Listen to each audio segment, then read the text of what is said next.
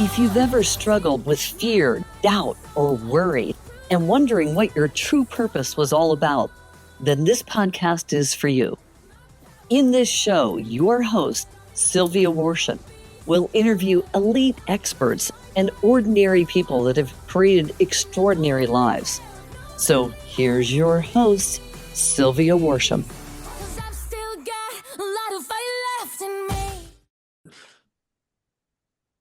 Hey, Lightbringers, it's Sylvia Worsham. Welcome to Released Out Reveal Purpose. And today is Angie Wing.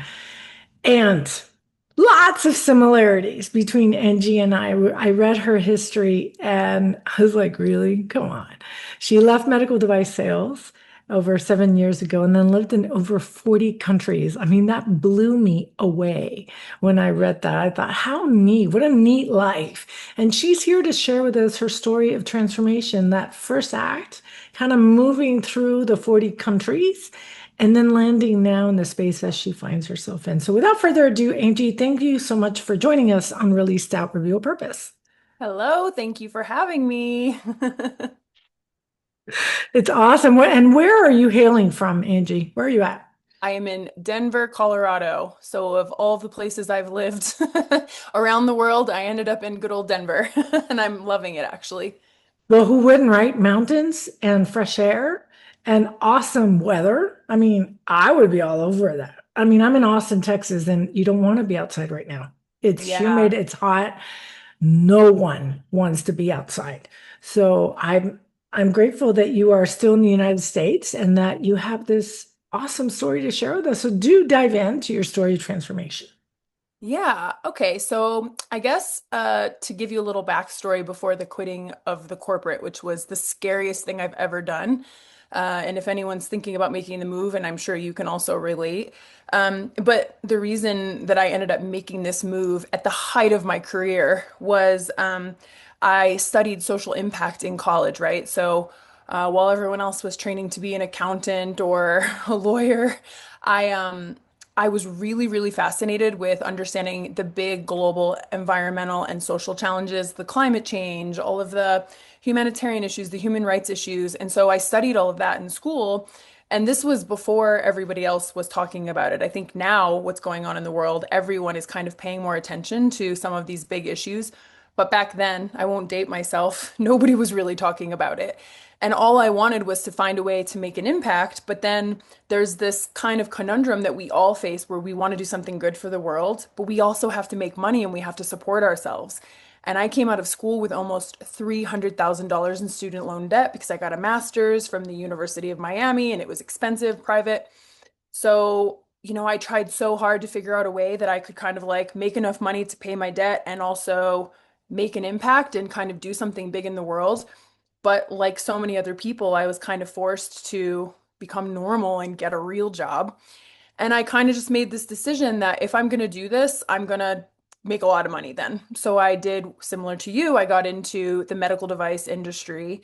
It's a very male-dominated industry, highly competitive, and I climbed that ladder fast and furious. And I was one of the top reps, just like you. I was with a really small company that got really big really fast. And, I got to climb when they climbed. And about 6 years into it, I got a promotion. And at that time, I had started kind of taking these trips. Like, I took a trip to Thailand all by myself for 2 weeks. And if my father could have chained me to an inanimate object to prevent me from doing that, like he would have done it. But every trip I went on, first it was Thailand, then it was Bali, then it was this cruise with like 300 other people. And I started meeting all these people who were kind of traveling and having online businesses. And then I would come home to my, huge responsibility in my three-bedroom house and my, car. And I just realized like if you don't go and do this now and go and see the world and experience life, you're going to regret it for the rest of your life. So I actually had gotten this promotion to do international sales where they were paying me to go around and travel. And it sounded really good on paper. I was flying first class everywhere. I was status with all the airlines, but it was actually so lonely and so isolating. My whole life was hotel, business meeting, airport, repeat, you know? And I just realized this just isn't it. And if it's not this, then there's no way I can go back to, being a rep. So it was August in 2018. I quit my career, packed up my three-bedroom house, and left to see the world and to find my true purpose and figure out a way that I could make an impact and make money doing something that felt good in my soul. Wow. That was a journey, wasn't it? Yeah. And I could totally relate with your dad because my dad, even though my dad actually promoted me to go to France when I was a junior in at the university because I was dating this guy that he didn't like, didn't approve of. And he was right. He was a cheater, and I had no business being with him.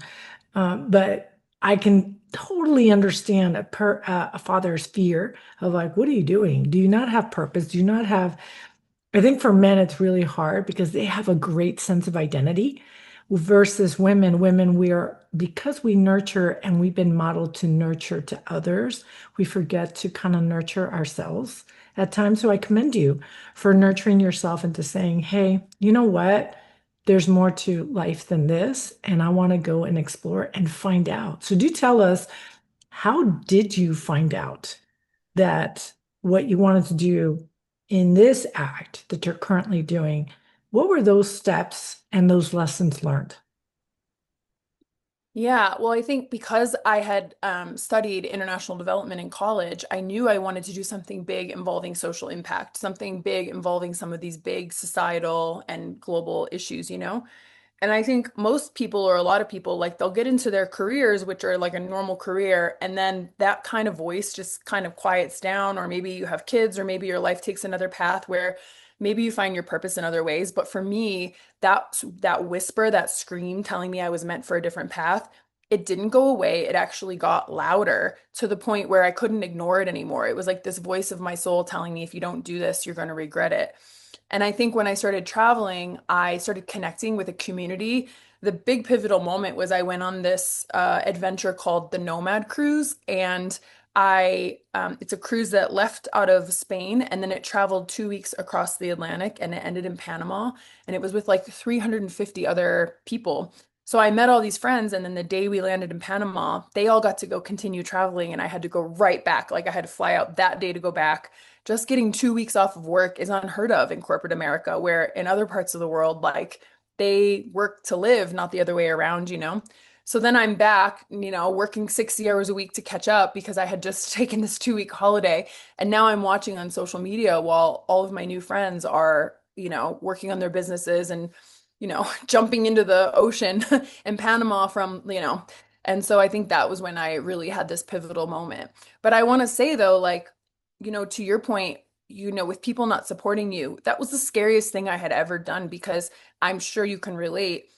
Medical device sales wasn't just a job, it was my identity. And as a person who really had this need for the validation and even like male validation, if I'm being totally honest, when you're in this industry, you're like your name is in the lights and it's like they want you to make these quotas and there's this competition and they're always calling your shout out if you make the number, and it's all fake. It's literally all fake, but it does become this thing that really kind of fills your ego and makes you feel like you're doing something right in life. And it became my whole identity. I had the money, I had the success, status, wealth, I had the shoes and the handbags to prove it.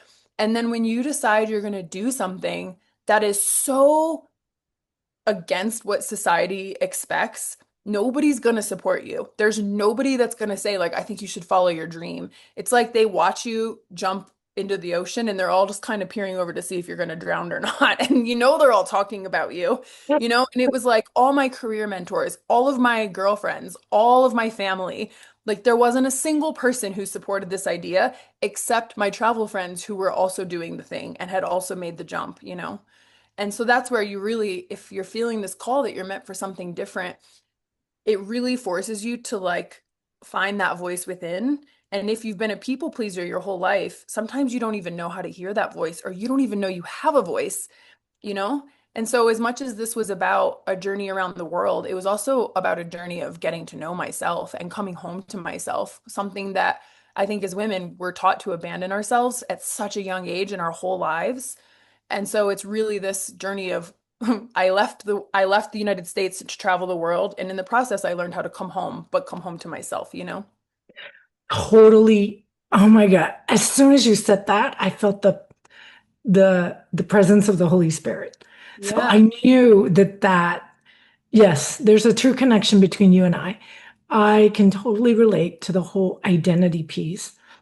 When you have, and that's what I was trying to say earlier, like your father had, and all the men in our life, really, the majority, very small percentage just don't know their identity. The majority do. The majority, from the moment they go to college, they know who they want to be and they become that person. And so men have a really hard time understanding the females that don't know. They're like, how can you not know? Mhm. Biologically speaking, we're very different. I didn't learn this till like about 3 years ago. I read a book that really changed my view on men and women and the reason why we don't see eye to eye on Mhm. situations, right? And one of them was that biologically speaking, men have a sense of identity since the time they're little boys versus the woman. The woman is the nurturer, the gatherer. She was taught from a very young age to look after everyone else. And sometimes we fall into the ego trap of we're looking and taking care of everybody else if we forget to take care of ourselves. And in doing so, everything around us falls apart because we are the pillars of our home. We're the ones that the kids come to and say, hey, mom, I'm having this or that, and the men are typically and traditionally the providers and the protectors, right? And from the caveman days, this has been biologically speaking, this is how men are created to be. So your father coming to you and saying, what are you doing? Makes total sense because they're Yeah. like, I don't get it. How can you not know who you are? Like you already have a job and you have significance and you have salaries and you have security. Don't you want to stay there? And it's like, no, that's not what I want to do. And there's this big clash that starts to happen. It happened with my dad, who was like, "You should have been a lawyer. You should have been a doctor. That's the idea of success." And I'm like, "But Dad, that's not what I want to do." And it's like, "No, no, no, no, no. Get into. You need security." So he was the one. He was the reason why I went into pharmaceuticals in the first place. Mhm. I was living in Dallas, Texas at the time, and I had taken the LSAT just to appease my father.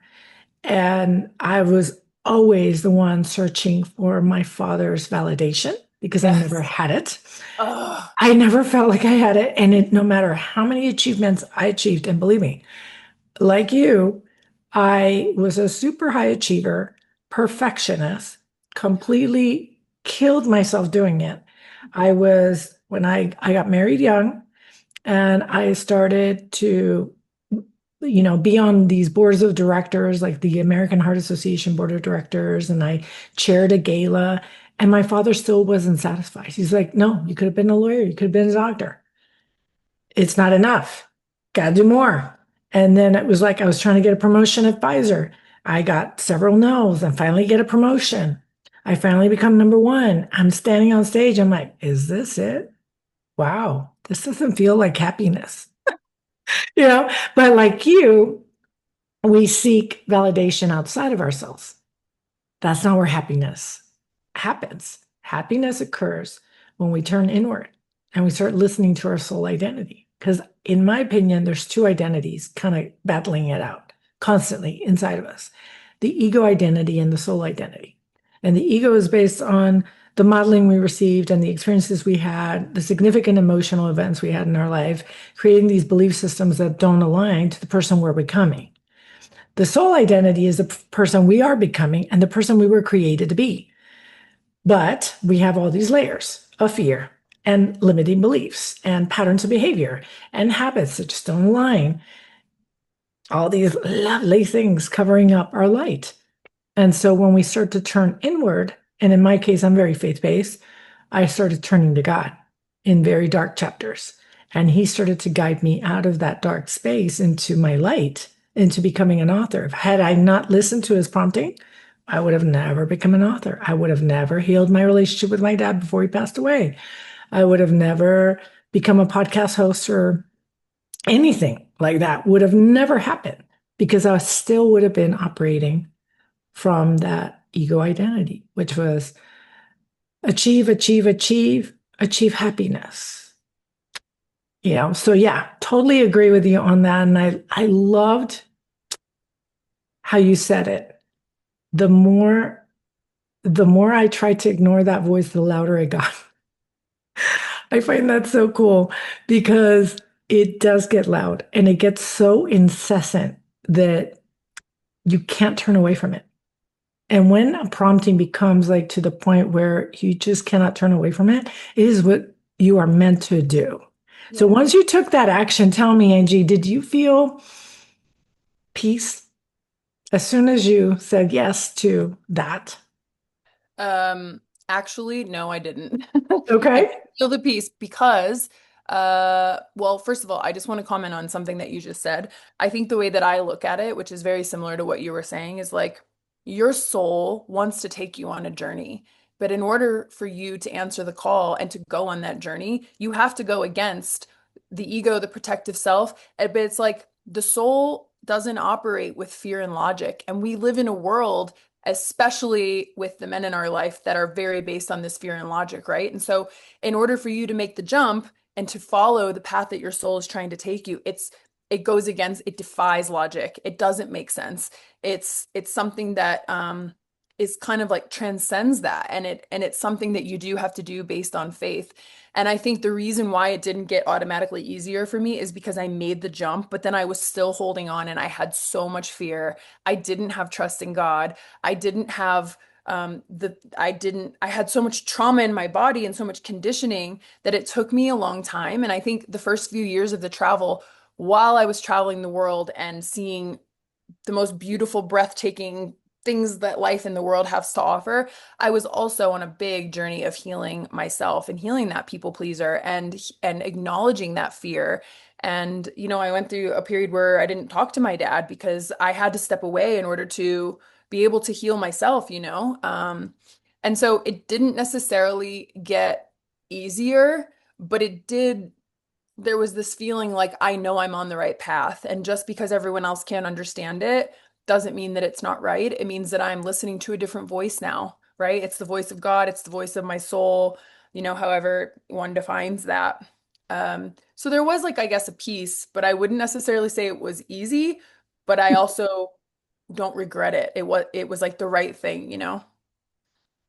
You're right. And I'm glad I asked that question. I'm glad you said no, because I think most people think, oh, you made the choice and then it's over.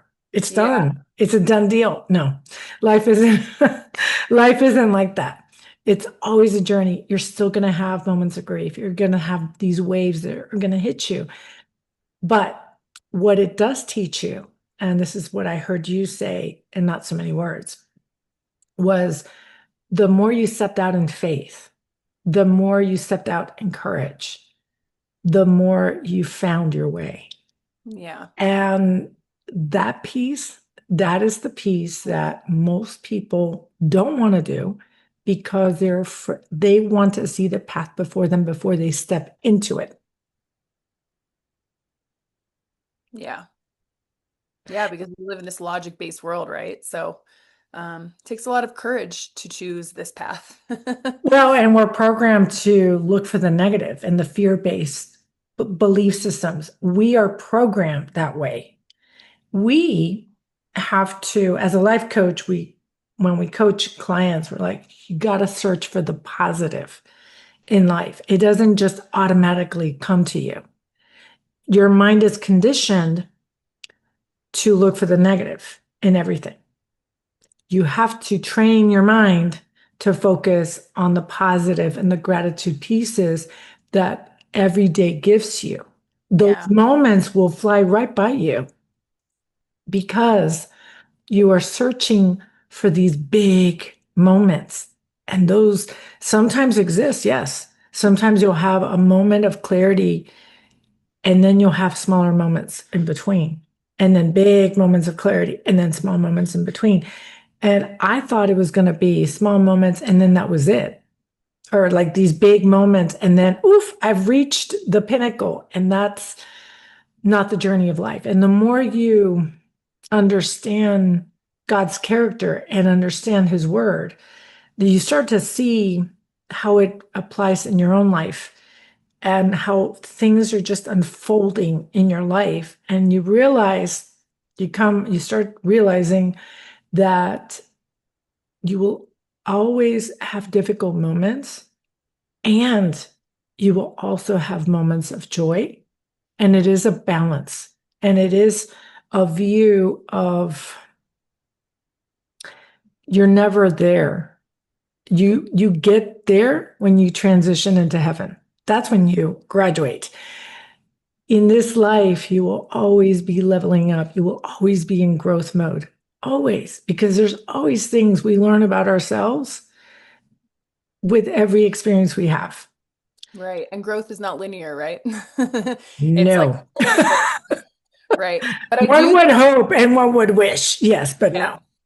I do think though, the more that you lean in, it doesn't necessarily get easier. It just becomes a different kind of hard. And the more that you lean in and you listen to that journey that the soul is trying to take you on, the more that there is this feeling that you're being guided. So even when you're going through a dark part where you can't actually see where you're going, there is this feeling the more you lean in that it's like I'm surrounded by light and this is going to lead somewhere. And then oftentimes even when you can't see it in the midst, almost always when you look back, you can see like, oh wow, what a miracle. What Mhm. a miracle that was. And the more you lean in, I feel like the more miracles you end up receiving. So, And what does it leaning in mean to you? Can you kind of describe for us what that looks like for you? that's a good question. I think for me, the thing that I have to constantly do is remind myself to surrender, right? And that way you get to, because I have really big goals, and the way that you get to where you're going is not pushing and forcing. It's not about how many hours you put in. It's about how much you can surrender and allow and receive and invite miracles to happen, right? Um, that's the way that you're going to get to this big thing that you want. It's not logical and it's not going to be strategy. It's going to be miracles, which requires you to surrender and acknowledge that you might not have all the ways. And so it's kind of just like allowing the space for something else to come in, you know? Mhm. You touched on a really good theme, surrender.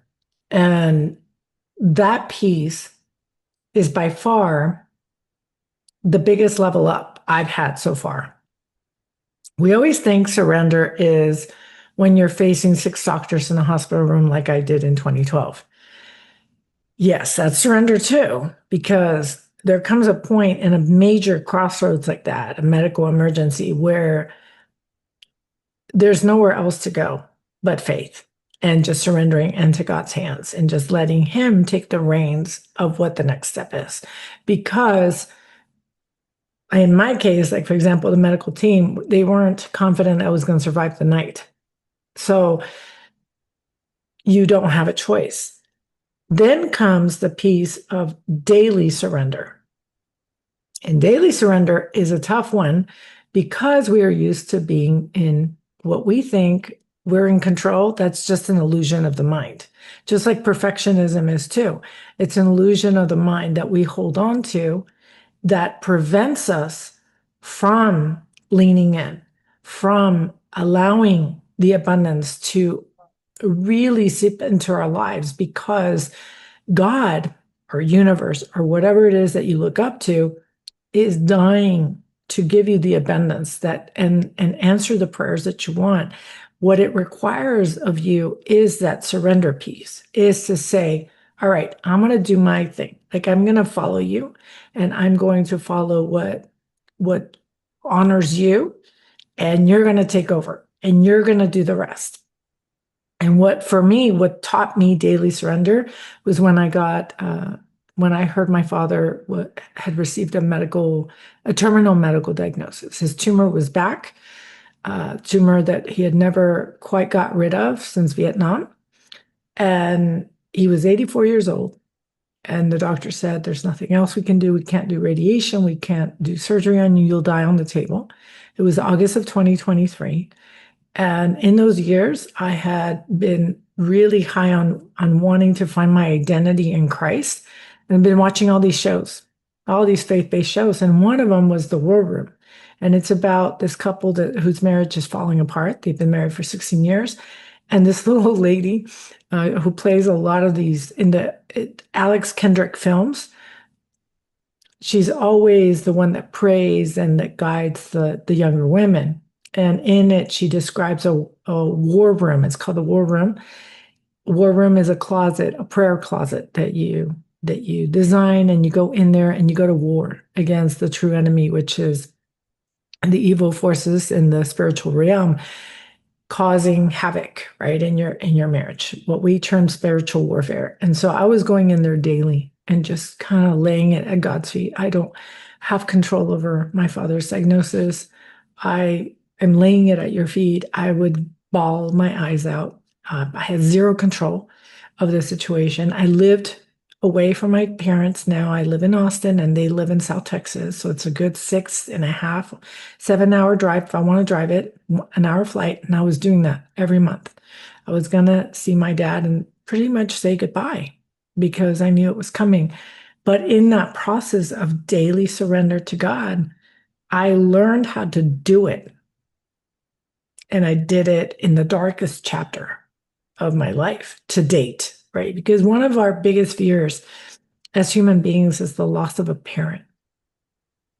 If you've never experienced it, I know that ever since I was a little girl, losing my parents was a big fear. And I remember just thinking, that grief is going to swallow me whole.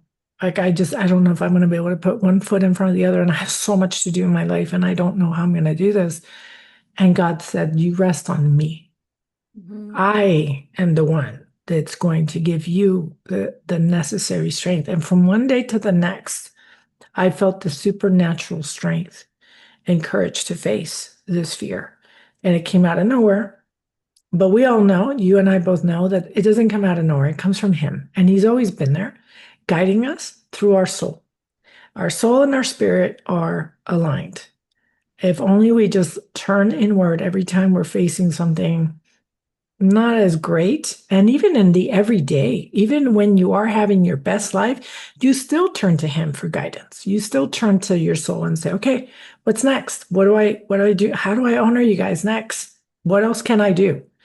And I found that in doing that, I was able to, the day he died, I actually did experience peace the day he died. And I was able to write his obituary that night and start organizing his celebration of life. And it kind of blew me away because I never pictured my father dying and me being able to do that. And knowing that he had graduated into heaven and was whole and his body wasn't betraying him anymore, and that was actually going to bring me some level of peace. So I totally get surrender, leaning in. That's what we want to do on a daily basis. That means let go, guys. Totally let go of that need to control your circumstances and allow God to give you more of that beautiful light. So, do you find yourself having, like, what's your purpose now, Angie? Do tell us, like, where did you actually land after medical device sales? Well, I went again, growth is not linear. So I went down a lot of different paths. And it's interesting when you talk about surrender and kind of like letting those miracles in, because I've had so many moments of that. But basically, what I'm working on now is I have this community membership for people who care about social impact, right? So I think so many people are looking around right now from both sides of the aisle. Like, it's not political, it's no matter who you voted for, what your beliefs are, what your spiritual, religious beliefs are. Everyone's looking around the world and feeling a little bit overwhelmed, a little bit powerless, a little bit hopeless. We're all feeling like the division that's existing in our society, and that split that seems to be getting wider. So I've created this community that's totally free where you can come in and I teach the 12 principles of peaceful revolution. And I draw these from leaders of the past like Martin Luther King Jr., Gloria Steinem that led the women's rights movement, Mahatma Gandhi that freed India from British colonial rule, but even all the way going back to Jesus Christ, right? Like, all of these leaders taught the same principles and they just applied them to the challenges of our time. So I have this free community where I teach these 12 principles. And then after you complete the principles, you can take part in our impact campaigns. So You can get involved with foster kids that are aging out of the system. You can take action to help clean up the oceans. And we get these campaigns sponsored through grants and through brands that are kind of aligned with our mission. And you actually can collect points for completing these micro actions that you can then use in our swag shop. You can meet community. We do live in-person events. So there's just tons of ways for you to get involved with people who are really interested in building bridges rather than burning bridges, and that are interested in kind of rising above this division and finding ways that we can create a more awakened humanity together. And the interesting thing about surrendering is that I went through this huge shift that came as a result of hitting a rock bottom moment where when I first started out on this journey of figuring out how can I make the world a better place, there's all these problems in the world, there's all this, like the oceans are filling up with plastic and the forests are getting chopped and the animals are, when you're staring at it through the lens of your own fear, it seems insurmountable, right? And that's what all of the peace leaders have taught us, is that the way that they were able to change history wasn't by fighting with logic and strategy. So you see people who are showing up on social media and they're banging the drum from their position, whether it's this or that, right? And all they're doing is creating echo chambers, and all they're doing is increasing the division, and they're actually not building any bridges. And I spent my whole life going down one existential dead end after another. How am I going to save all of the elephants from becoming extinct? How am I going to save all of the homeless puppies? How can we find a way to make children stop dying of preventable illnesses just because they can't get the medicine? You'll really put yourself in a dark place if you rely on strategy and logic alone. And it wasn't until I hit this rock bottom moment where I had to admit that my way was not working. This is not the way, that it opened up space for me to start looking at some of these peaceful leaders of the past and realizing that the way that they were able to overcome insurmountable odds and bring down oppression and change history was not with strategy and logic. It wasn't by pushing and forcing. It wasn't by fighting against anything. They fought by doing the inner work to lead with an open heart. They sought reconciliation with their enemies, not revenge. They appealed to the humanity in everyone, and they helped themselves remember their own humanity, right? And they believed so firmly in the world that they knew was possible that they held it with unwavering faith, right? So when they were trying to fight for a certain change in society, they held it as if it was their current reality, and then eventually life responded in kind, right? So they operated on pure faith, but they also did the inner work to open their own heart, which is, I believe, like the most courageous thing that we can do is to open our heart in a world that will give you a million reasons to close. Um, you know, and then to keep your heart open and in the face of, whatever is happening in the world that might seem like it's coming from fear and hatred and division, right? And I think that's the change that the world so desperately needs right now. But I only discovered this when I hit that rock bottom moment. And when you talk about the war room, for me, it's always my bathtub. It's always like with the water on, it's face down, like my face just like in this position of supplication and surrender, like I don't have the answers. And that makes space for the answers to come, where I say, well, maybe, hon, maybe you're doing it wrong. Maybe it's not coming up with the strategy of like this 10-year plan for how we're going to solve this problem. The problems that we see in society today can't be solved with logic. They can only be solved with something bigger than all of us. We can't use the same consciousness that created the problems, which is the fear, the unconscious fear, to solve them. And so we need to come together as a humanity and teach ourselves a new way. And I think sometimes these hard times, it's always happening for you, always. Even when it seems like it's all falling apart, sometimes that's what needs to happen. I so love that you created this community, and I want to be part of it. So I definitely want to get the deets from you after this interview. And before we even close off, you got to give the deets to everybody else to join, because as you were talking, what came to mind was the Kerr County flooding. I, like you, was watching social media, and what started to happen, all the blame game started. Oh my goodness. And you know where my heart went, Angie? To those parents whose daughters were still missing from Camp Mystic. I was like, I don't care about that right now. I care about finding these babies and giving some closure. So what can I do? If I can't be a first responder on the ground because they couldn't, they didn't allow but first responders on the ground, what could I do? And I remember we had one of my 10-year-old's best friends in the house that Sunday that we were talking about it after church. And I read some threads of our neighborhood was going to get some supplies ready for those homes in Leander and in Carroll County that had overflowed and stuff, and get cleaning supplies and just different things. And so we took the girls to Home Depot with us to teach our kids. Like, even we just roll up our sleeves when something tragic happens. We don't sit there blaming each other. What can you do? And think about it from that perspective, like be led by the soul. The soul was leading us to give back immediately. Then there was another opportunity to provide, there were these big charitable events that were occurring all over Austin to help support the communities that had been, impacted the greatest, right? And there are neighboring counties. So I remember I belonged to something called the Austin Good Deeds Society. And my good friend Megan Toll is the one that leads that charge. And like you, she's very innovative, very positive. She doesn't look to blame. She looks to, like, what can I do? How can we help? And we're bridging more, we're bridging the gap through reconciliation instead of, the blaming. And so she came together with her husband, who also is chairman of the board of TechSAR, and that's a big organization here in Texas that supports the first responders. And they were doing this big event at Mozart's Coffee in Austin. And they said, okay, you can just buy regular tickets, or you can buy like platinum tickets, and each ticket was $250. And so we donated about $1,000, and 100% of those proceeds were going to TechSAR and some other organization that was helping first responders.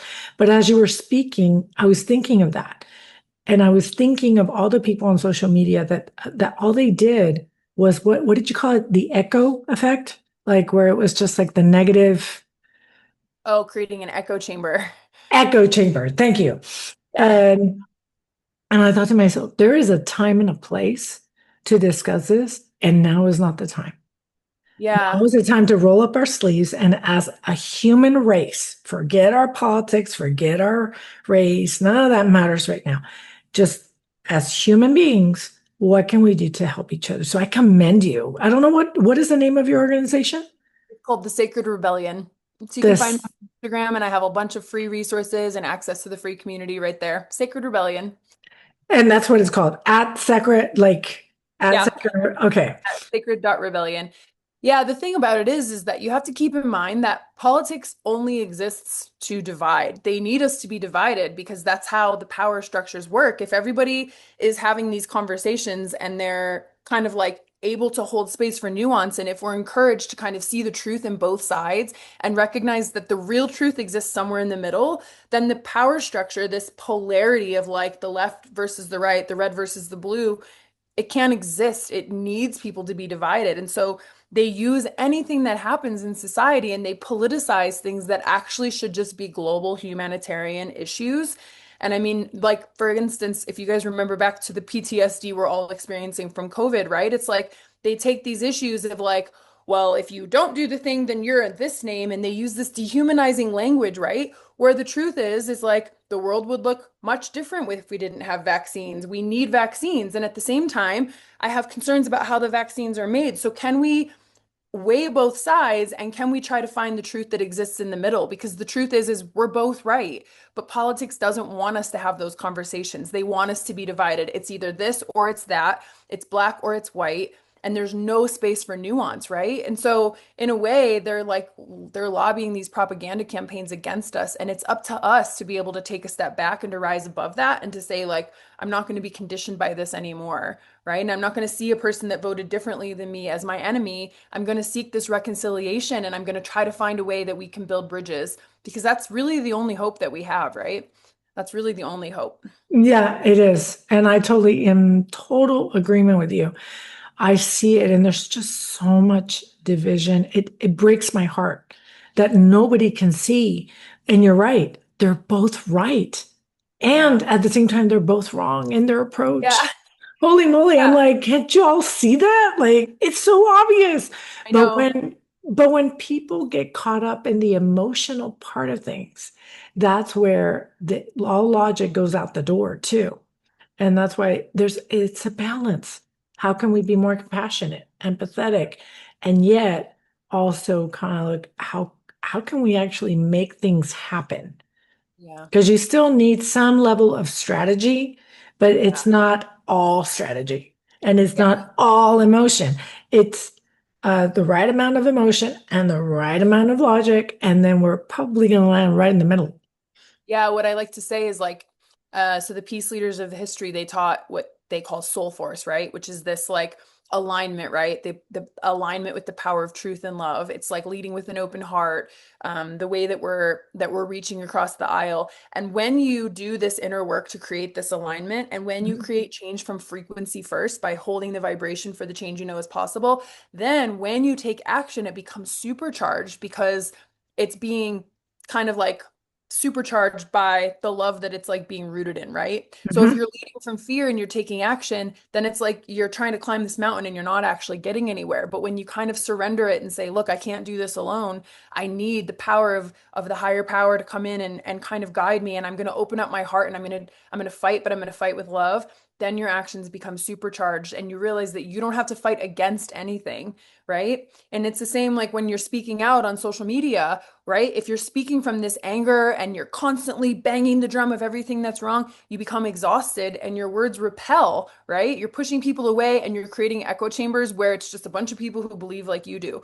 But when the intention shifts within you, and the goal is to actually build bridges and to help everyone remember their own humanity and remember yours, your words carry a different vibration, right? That's when the miracles are able to happen because the goal is actually to build the bridges rather than to burn them, right? And I think that makes all the difference.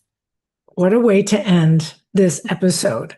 I'm going to end it there because seriously, that was brilliant how you stated that. And I don't want to muck it up. So I'm going to say thank you so much, Angie, for joining us. I think we now know how to find you on Instagram. Is there a web page? Is it the same?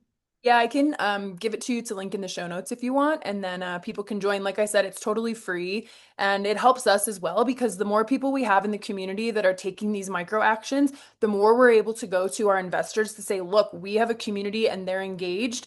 So it gives them the incentive to want to fund the projects because they know that we're going to get the engagement to be able to really make an impact. So, and the thing is about the stuff that you're learning, it's like, we commit to these principles because we want to make a better world and we want to be the leaders and we want to, we want to lead with peaceful revolution the same way that Jesus Christ and all of our forefathers did. But we also in the process end up freeing ourselves, right? Because when you learn to lead with an open heart, it changes the way that you're experiencing life. And so many of us are just going through the motions, with a closed heart, and we're actually only scratching the surface in terms of what life can be. So the principles are something that you do kind of for humanity, but you end up freeing yourself in the process. So most people really love that part of it. I love it. Love it. Thank you so much, Angie, for joining us on Released Out Reveal Purpose today. And for the listeners, remember Matthew 5:14, to always be the light. Stay safe. Love y'all. Bye now. Thanks, Sylvia. Thank you, Angie. So that's it for today's episode of Release Doubt, Reveal Purpose. Head on over to iTunes or wherever you listen and subscribe to the show. One lucky listener every single week who posts a review on iTunes will win a chance in the grand prize drawing to win a $25,000 private VIP day with Sylvia Worsham herself. Be sure to head on over to releasedoubtrevealpurposepodcast.com and pick up a free copy of Sylvia's gift and join us on the next episode.